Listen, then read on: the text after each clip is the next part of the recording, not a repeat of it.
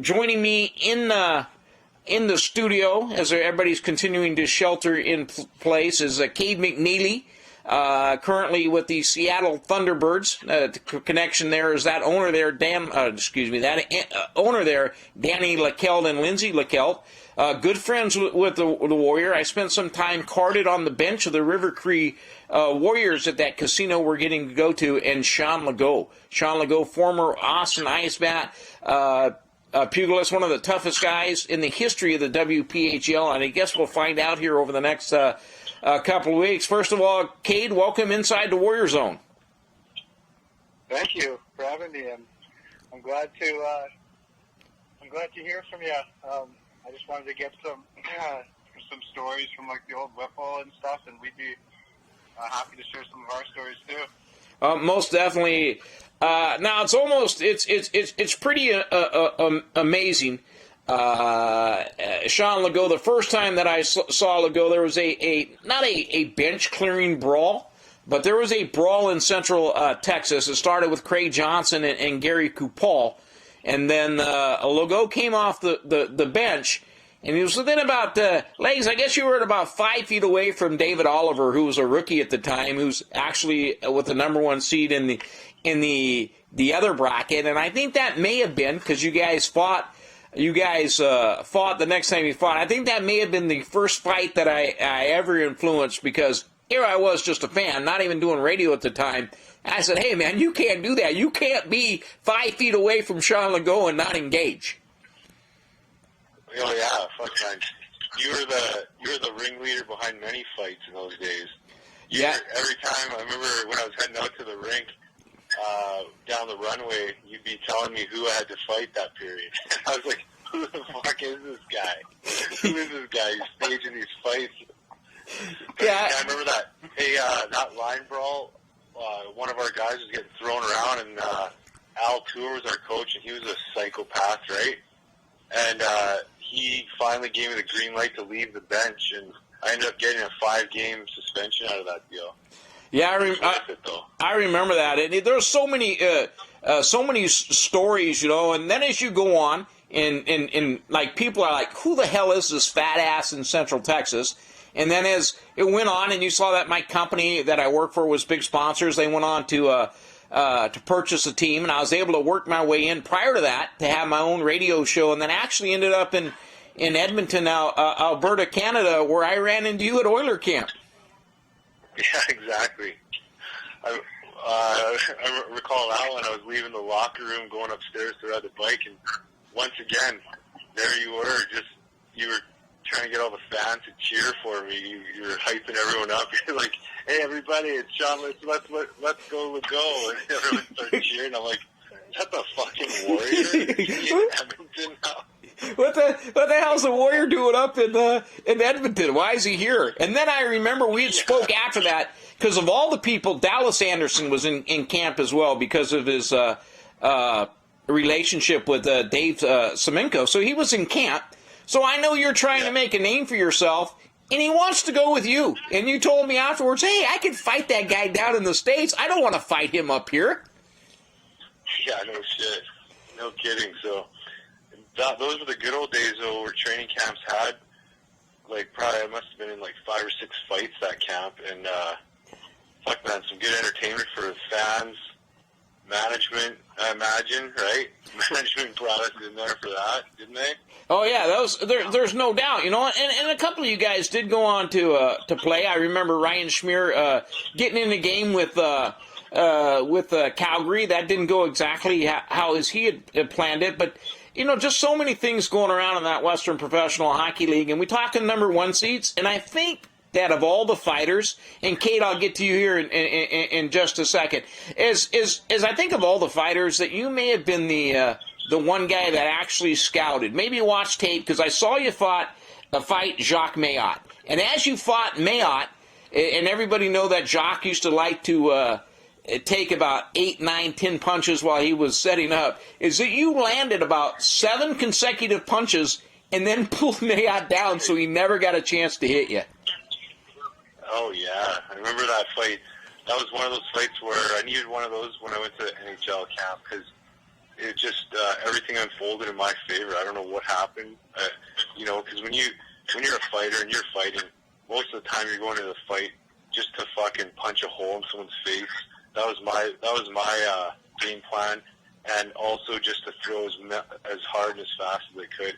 Other than that, I mean, there's not a whole hell of a lot of strategy after that. Not for me, there wasn't anyway. But hey, Warrior, I also want to pump this kid up, Cade. I think now he's rated as the toughest guy in all of junior hockey right now. And as you've seen from his fight tapes, this kid punches holes in faces too. So look out for this guy. Well, Cade, and that's another thing. You now look. I had a I don't know. I never married the girl up in Canada, but her nephew. Clark Wilson was drafted number 7 by Brandon. He was a tough kid. Played 4 or 5 games with the Wheat Kings, and then traded to Edmonton, where he played for a couple of seasons. A little bit lock-kneed, kind of tough at the dub level, but not exactly the type of fighter who was going to advance. But that kid tore up every league. But your story is kind of amazing because you were non-drafted. And you were a 15-year-old non-drafted kid playing in the dub. Yeah, that's when I was, that would have been my, because I had a late birthday, so I'd be 15 turning 16. And I remember that, like, when I first came into the league, I knew that I had to do something. Like, I couldn't just do nothing out there, right? So how'd you make a name for yourself? Well, I think when I was 15, I laid a hit on. We were playing against the Winterhawks, and I laid a big hit, and I fought a couple more times after that, and then I just liked it, and then the next year when I played there the full season again, I kept playing physical because I love doing that and stuff, and I love to fight, and I just kept doing that, and it worked for me, and I'll still keep doing it. As I've looked on here, and it looks like, I don't want to say you've taken on a traditional role. Who's to say what the hell a traditional role is anymore, as the NHL looks to appease the American fan by cutting back on fighting. And look, I understand the concussions, and I understand guys hit hard, and guys are bigger. But you're not just a guy who's going to make his living by fighting. It looks like you're going to make some money playing this game because you've actually become a well-rounded player this season. Yeah, exactly. I've had to adapt. Like, instead of just trying to go out there and kill guys, like I had to adapt to the game and have to work on my skill up because the game's changed, which is unfortunate. Like, it sucks that it's softer and stuff, and so I had to adapt to this era of today's game, which is unfortunate, but it had to be done. Well, you look at it, and you've had some time there. You're coming in. They've cut this season short. Now, in light of everything that's going on, what are you doing? And that's easy to. Everybody can ride the bike. What are you doing to stay in game shape? Yeah, I just do workouts from my home and stuff, and our team sends us workouts to do. They email it to us, so we just follow those and stuff to stay in shape every day and eat good and all that stuff. So. Now look, the guy that's on the phone with us is a legend. He has fought everybody at every level, and the fact that you come in at 15 and you're fighting guys that are 19 or 20. Listen, I don't care late birthday or whatever, and the way that you guys do that in Canada is criminal if you're born in the month of December. But I just and it's not fair. I've seen guys that guys quit. People who make the NHL are already chosen by the time they're 7 or 8 years old, and it just totally frustrates me the way they do it there. If you're born in January, you're like a king. If you're a princess if you're born in December because you're fighting guys a year older. But you were fighting guys that are actually men. You're a man when you're 18 or 19 years old. What was it like at 15 to have to fight men? Yeah. Well, Warrior, what's going to happen to him when he's fucking 19 next year? And some 16-year-old comes along. What's going to happen to that kid? Yeah. Oh, I feel sorry for that guy. The funny part about it is that when you're 15 or 16, you want to fight everybody. then I guess when you're 19, you tell the young kid, hey, go prove yourself somewhere. You just can't fight me. I'm not going to fight you, and you laugh at him. Exactly, yeah. You're 100% correct. I remember when I was 15, I remember challenging everyone, and a good saying I use now, Warrior. Have you ever heard the saying "rock and roll first shift, big fella"? Yes, that's a Marty Melnichek. Yeah. Yeah. No third period. No third period. Coach. Yeah. Where you should say it from. I love that saying. What's that? Rock and roll third period? Yeah, rock and roll first shift, big fella. You know, Marty was on the bench when I was in River Cree, and you're thinking, here's a guy who's never played the game. I'm carded. I'm a carded, and I'm getting, and this is an internet show. You know, I'm on the bench. Got guys like Rob Hartnell. He's skating by, and I'm like, hey, Hartnell. And he look, and just start laughing like, Jesus Christ, Warrior, what are you doing in Edmonton? So I recruited Ashley Langdon, who's a pretty tough guy, and I recruited, my biggest recruit was Marty Melnichek. What a wow. Nobody wanted to fight him. It's like it's like he walked in, it was like putting a magnet, or a quarter inside a jar full of pepper. Everybody just spread out. Nobody wanted to get close to him. And the guys were like looking at me like, Warrior, where the hell did you find this guy? Yeah, he was a real gamer, Warrior. Like he would the things he would say were legendary, the things he would do were legendary. Oh. He was hey Warrior, I'd see the Chucker in Arkansas, and he was, he'd spent half the year suspended, right? So he'd be sitting in the crowd. For some reason I picture him wearing a fur coat, fucking big afro, big slick back fucking hair, and just signing autographs all night. He's like a legend in Arkansas. He's a legend wherever. We were, and of course I never played the game, so I'm saying stuff like, nothing but walls and windows. Come on, boys, nothing but hacking and whacking tonight. And Marty's like, yeah, fuck yeah, yeah. It was almost like a scene out of Slapshot. So you do meet some characters in the game, but rock and roll first shift, big fella.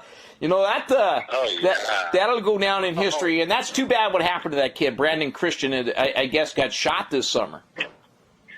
Yeah. Oh, yeah. He had some troubles there. He showed up to his ex-wife's house with a hockey stick and his mask on, and he was ready. They had to take him out. Yeah, that's too bad. We lost our backup goaltender from that last season, Frank Soltis. He was actually killed in a police shootout. Hey, listen, guys, I know people go through some stuff. We all have demons, but the police are pretty much undefeated in these shootouts and these events, and it's like 5-0. Yeah, they're 5-0. They're 5-0. What's the kid's name from that was his brother played with Philadelphia? Tough guy. Oh, he was killed by the Toronto police. But, yes. Kordek's another guy that was killed by the police in Toronto. So it's something. The game has changed quite a bit. I don't think that the emphasis on drinking, and I think there's more support programs now. And Cade, you could probably help us in that area. What type of programs are there? You take a 15, 16, 17-year-old kid and you put them on the road like that. What type of support programs are there for you? Yeah, there's a lot. I mean, I personally, obviously, I don't use any of them, but there's a lot of that stuff now, right? Especially at the major junior level and pro level, it's kind of crazy. So there's a lot of it. Hey, Warrior, how much support programs was there in the Whipple? Absolutely none. I think that in order to save money, that tell a rookie, hey man, go talk to the Warrior, man. See, go. You were the support program. Fuck. Go get some. I mean, I picked guys up at the airport. I took them home. I got them cars. I fought with rental car companies. I got late fees waived, and this was before I was drawing a paycheck. But it was a lot of fun down there. Oh yeah, it was for sure. Hey, Warrior, what were your thoughts on Brandon Christian? What did you think of him as a guy? And what was your whole thought? As a player, what was a player? He couldn't play. He wasn't a player. I mean, I don't want to disparage the dead, but I'd say the whole thing. He came in Central Texas, and I was like, I heard all this. Chris Dew, their broadcaster, told me about him. He didn't even get a shift in. But you could tell just in warm-ups, the guy couldn't play.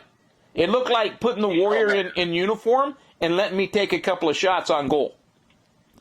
You know? But he could fight. That was for sure. Now, let me ask you a question, Cynthia. What did you think the first time that you saw me in Central Texas? And this was before I was even working for the organization. This was just when I was a sponsor sitting up in what was known as the Warrior Zone. Oh, yeah. What did I think? You go, Lex. Yeah. I thought, well, when I'd come out, like I said earlier, I'd be coming on the ice, and, like, you know, the fans down south were, there were so many characters in all those arenas everywhere, but you stood out by far because you were always, like I said, you were yelling, you're yelling at me, like, you got to fight Ollie Legault, I'm like, who the fuck is this guy? That's what we kept asking, and the guys like Andy Ross knew you, because he was, you know, Roscoe played for a couple years down there, and he kept telling me, oh, that's the Warrior, and I'm like, who the fuck is this Warrior? Like, I never had the internet back then. I couldn't look you up. I didn't know anything. But I just knew there was this fucking beauty character always trying to, in the craziest shirts. He always had some classic shirt on every game. Yeah. Trying to set me up for entertainment. You know, it's true. I would say that I was the Don Cherry of Central Texas. Now, one of my favorite stories about... Yeah. I'd have my little signs. Like one season I had goal scoring, and Andy had gone through, like, he didn't score a goal the first 10 games as a season. So I had this sign that said, WPHL scoring race. Andy Ross, 1 goal. The Warriors, 0. Wayne Gretzky, 0. So he was 10 games into the season. He was only beating me by 1 goal. So anyway, you guys had a fight at one of them classic games, and Andy gets a game misconduct. And I had already had him on my show, him and Glenn Norman, and I had that show at KGFK 98.9. Like I said, I had just gone from a crazy guy to people who were giving me radio time. So I had him in studio. So as he's leaving the ice, and I knew that I hit home, because he turned back around, he said, and I thought, waiting for him to cuss me out, and then he says, I'm never coming on your radio show again. I was like, okay, good comeback. Yeah. Well, Hey. Can you recall the story about when Matt Truga, he whipped a quarter at you or something? Coming off there, can you recall that? A lot of guys. No, you know what happened?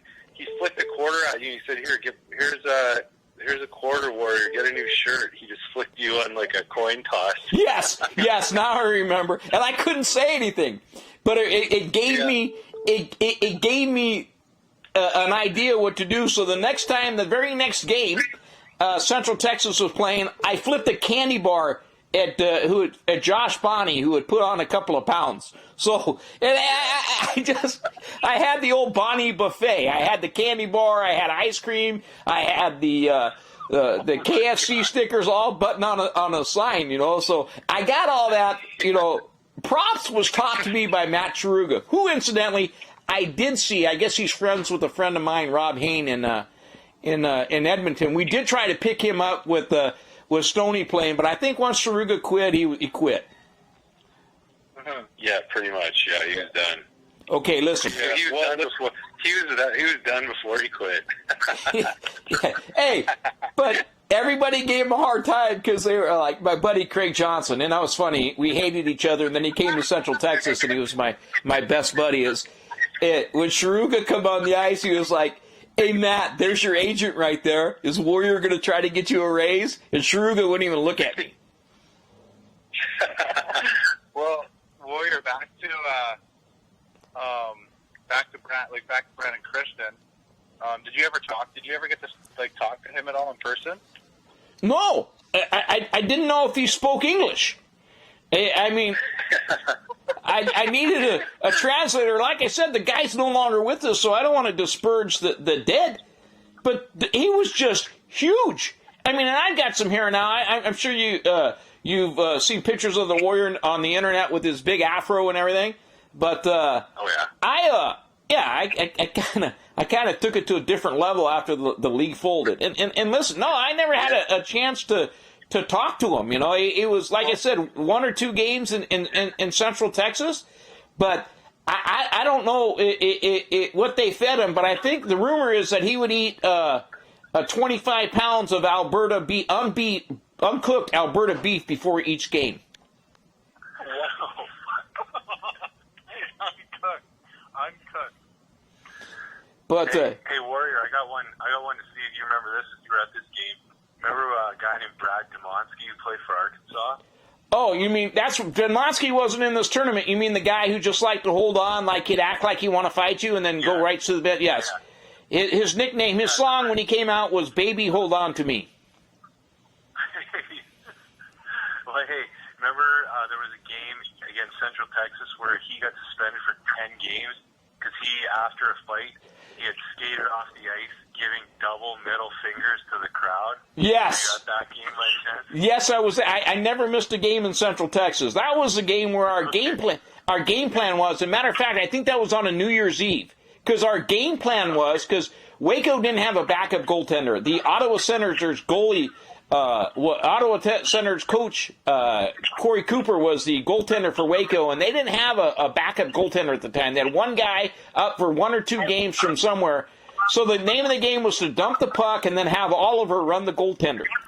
So once they did that, and then it was just a gong show the rest of the night. But Michael Check gave the finger, but Demonsky skating off the ice on one leg with both middle fingers in the air was classic. That kind of stuff doesn't happen, but that was classic. All I could do was laugh. Oh, yeah, for sure. Wow. No, imagine seeing that in Portland right now or something in this day and age, if someone skated off the ice and giving the double fingers. No, you'd have to write a letter of apology and undergo sensitivity training. But, oh, yeah. hey, let me ask you guys a question. As the game has changed and the dub is changed and they've gone to this fighter, well, how do you keep track of or keep toughness in check, or cheap shots, the guys that used to go around with the stick and kind of stick guys a little bit, you know, the Shawn Averys, the Matt Cooks, who I can't stand. Those guys now are able to and even Carcillo, that little punk, able to run around the ice when they were playing without any fear of anything happening. How do you keep that in check now, Cade? Well, yeah, like, you know, it's tougher now because I know, like, people have harped on me, like, yeah, you gotta play the game, you know, you gotta think before you do things. I hear that every day of my life, right? So, I don't know, I think it's always in me, like the toughness part. It's always, I've kind of just been born with it to my, like, DNA.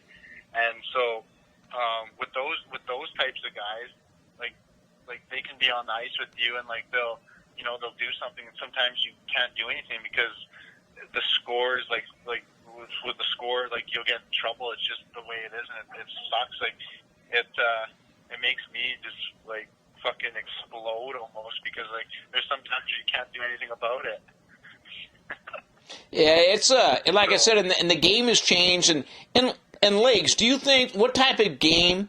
Now, you did have a couple of seasons where you could play and you had the talent. Do you think that you would be able to play the game the way it is today? Oh, definitely not. Because I mean, you know, my last year was 2005 and 2006, and so that was the year after the NHL lockout, and that's the year they changed all the rules and they added, like, all the obstruction penalties, and so basically I went, you know, I still had, like, close to 300 penalty minutes that year, but about 100 of them were, instead of mean, like, cross checks and slashes and shit like that, they were obstruction holding, obstruction interference. I was, like, losing my mind. I was threatening refs. I was fucking going crazy out there, and like, all these weasels you talk about were getting away with so much shit. It was just too much for me to take, so that was it. I couldn't handle it anymore. Yeah. That was my last year. Yeah, and it's weird how those penalties rack up. You spend less time on that, but guys figured out how to buck the system down in the Whipple. And I'm not going to mention Brent Scott's name. But he'd get it too. for instigating, a 5 for fighting, and then a 10-minute misconduct, and maybe a game misconduct. So he goes back to the locker room. He's got 25 extra penalty minutes and 27 extra penalty minutes and really hasn't done shit all night. Yeah, exactly.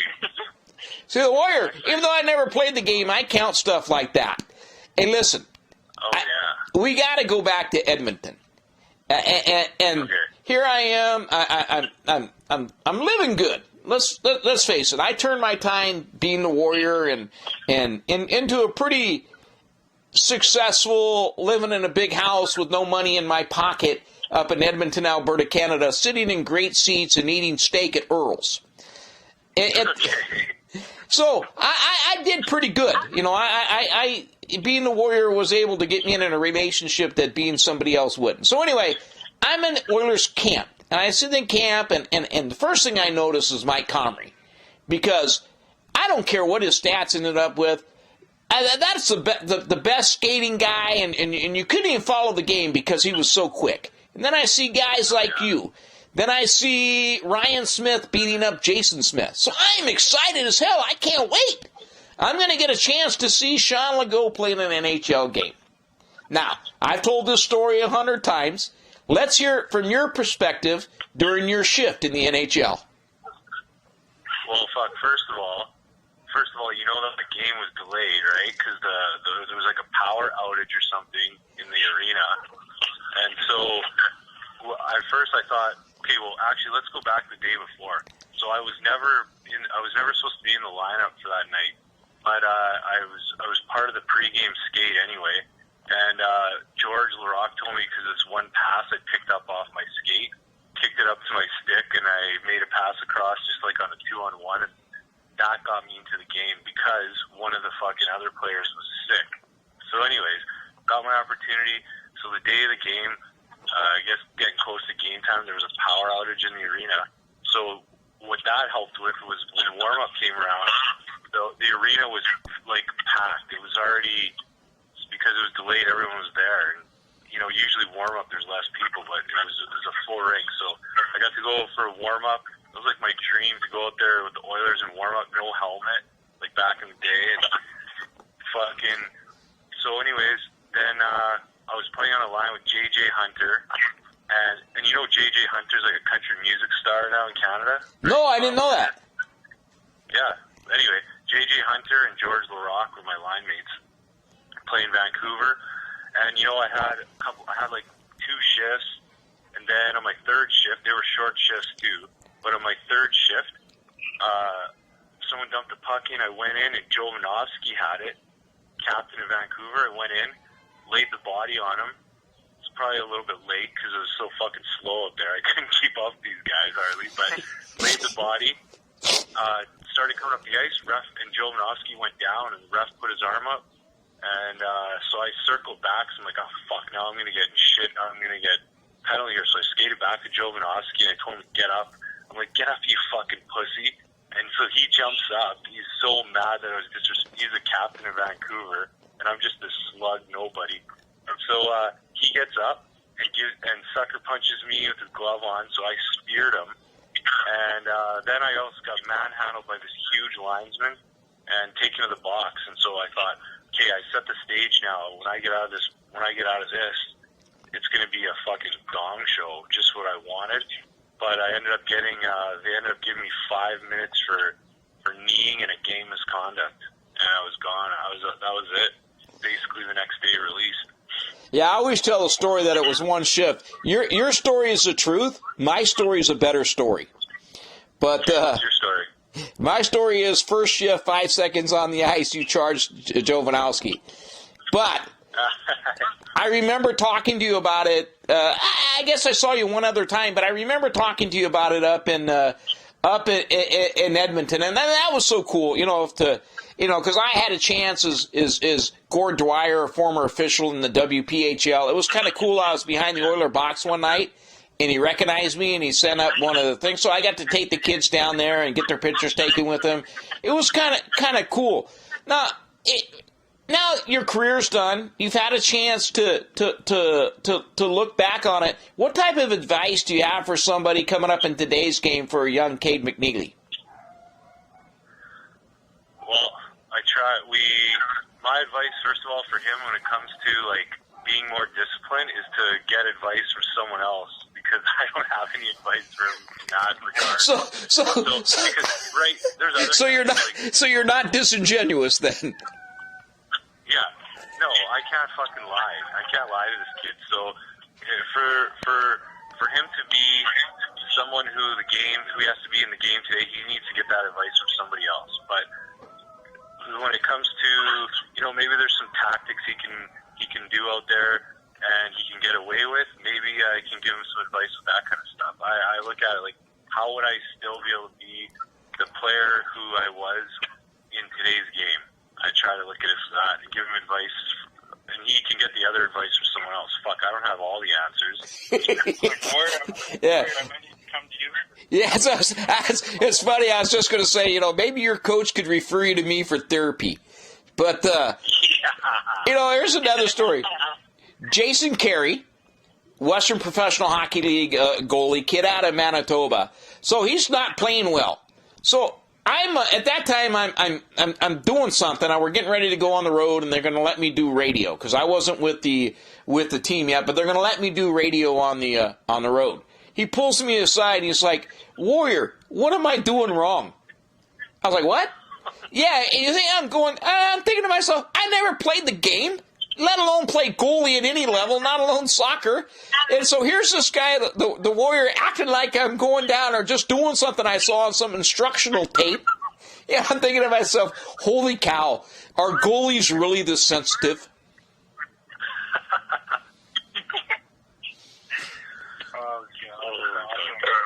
Now, what's a good story that you have, Shawn, playing in there? And listen, I know you got to miss the room because I spent a very short time. Look, I spent more time riding the buses in the Chinook Hockey League than I did working in the Western Pro. What is it that you miss about the room and the bus? And what are some of the characters that you've played with that you kind of sit back and chuckle about? Well, one of my favorite characters of all time was Craig Stahl. This guy was like a real comedian, and I miss being in the locker room where there was no punches ever pulled. If there was this all truth, like everyone's just tippy-toeing around in society now. There's no one like fucking who's real hardly anymore. Back in those days in the locker room, there's nowhere to hide. Like if you can get a bad haircut, you're fucking done. Like there's no escaping anything. Any character flaws. I don't know. That's some of the stuff. You remember David Moore, the defenseman? Yes. Used to have blonde hair before he was bald. Yeah. Where there was so many gigolos back then who like their whole life was day to day, every minute was about like the next broad they saw, it was all broads, right? It was all about broads down there. There was some real gigolos, and those are the characters you miss too, all their stories and analyzing and fucking. No. A girl they met and what they said, and how'd you say it? What'd she say? So what'd she say? One of my favorite stories along that range is Jacques Mayotte. Now, this is when AOL Instant Messenger was first coming out. They go on the road. Jacques would already have a girlfriend in each city that he had met on AOL Instant Messenger. And sometimes they weighed, a little bit more than the Warrior did in the day. And they'd pick him up, and you wouldn't see him again till the morning skate. But anyway, it's been nice. Cade, I'm going to tell you something, and Shawn, I almost echo what he said. I've met a lot of people in this game, people that you have short interludes or short relationships with, just on whatever you want to call it. But I have to say that as far as keeping it 100, and this is just from a fan perspective, because what the hell? Why does everybody know who the Warrior is? Because I try to do it as well. But if you're looking for a guy to to keep it real with you, if you're sucking, if you do something wrong, if you stink, he's going to tell you stink. Shawn Legault is your man. I have nothing but respect for him from the time that I first saw him in Central Texas to the time that I'd actually make that drive an hour down to Austin, even when I wasn't with the league anymore, just to watch him play. Yeah, thanks, Warrior. Appreciate that. Yeah, Warrior, you should come to a game this year. I'm going to, now that I spoke with you, and the fact that, like I said, and Dan Legault and I are just we're friends, and so you're the ownership group there. I mean, he is a good guy, and I had that conversation with him, and there was a guy named Taze, and I had that same conversation with him that I had with David Oliver. Is you cannot be that close to, and like I said, I never played the game, and I'll never forget it. But he said, "Hey, Warrior, you sound like my dad. I don't know why you know so." But I told him, you can't be that close to a guy and letting your teammate get beat up. Who cares about a 5, a 10, or a game or a suspension if you have an opportunity to help your fellow teammate out on the ice? And I don't think there was ever a fight that Shawn Legault walked away from. That's for sure. Yeah. Well, I appreciate it, Shawn. Go ahead, sir. Hey, Warrior, keep your eye on this kid Nelly, because he is the toughest guy in hockey right now. So junior hockey. So he's as long as he can what everyone who's going to tell him how to keep his shit together on the ice and be a player, he's gonna be the toughest player in the fucking NHL one day too. So. Well, that is awesome. Well, Shawn, I look forward next week to seeing you in Edmonton as we set up camp at the River Cree Casino out there at the reservation. It looks like that you have drawn Dennis Sherryoff in the first round, so I'm pretty excited for that as we come up with the 32 toughest men to play in the WPHL. Some guys weren't eligible, like Gary Kupal. He owed me $10, so I wasn't putting him in it. Kyle Haviland speared me one time in Austin, I think before you played, the season before you were there. I don't know how your damn bus driver gets speared, but I got speared by him, so he wasn't in the league. I got Jeff Bumstead fighting Kevin Holliday in the first round. This should be a lot of fun. We've gone to a lot of work to put this together. I appreciate, Cade, that you reaching out to me. I appreciate you getting legs on the phone. As we killed here about 40 minutes and didn't even get into the heart of things. So I think I'm going to keep doing this. I'm going to go to a more of a radio style format. Is one of the greatest things that I can say about putting this together. And guys have emailed me or messaged me and said, "Hey, Warrior, I hadn't talked to that guy in 20 years." And it's just kind of cool to bring people together like that. So hockey's a game that can bridge. It doesn't know economic background. It doesn't know social backgrounds. It's just a game that guys play and play it at the highest levels. Cade, I look forward to following you so that I can say 20 years from now, when I finally stop dyeing my beard, is that, hey, I knew that kid when he was in junior high, when he was playing major junior. Legault, I appreciate you. Give my best to Matt Sharuga.